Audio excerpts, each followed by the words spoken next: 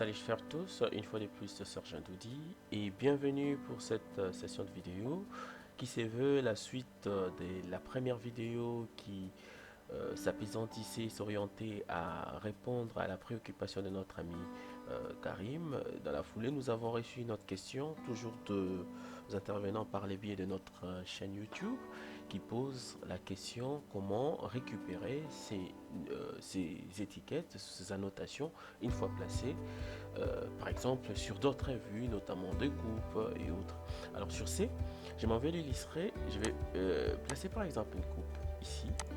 Alors nous retiendrons à l'esprit que nous avions pour ces cas d'espèce annoté nos poutres, nos éléments d'ossature sur le niveau 2.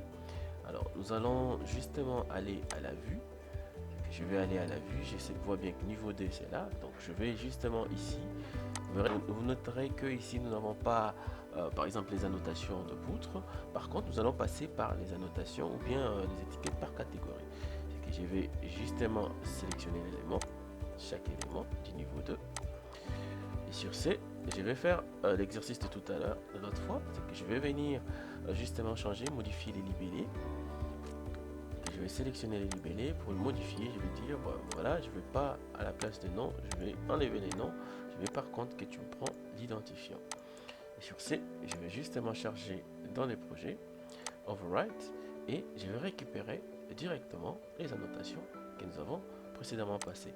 Et là également, vous avez toute la latitude de spécifier si vous voulez avoir l'extrémité libre ou l'extrémité attachée, ou encore si vous voulez avoir des repères ou sans repères. C'est que vous pouvez justement de manière libre positionner vos étiquettes sans repères et les déplacer carrément pour les positionner directement sur vos éléments d'ossature par exemple. Alors c'était une fois de plus Sergent Doudi et quant à moi je vous dis merci et à la prochaine.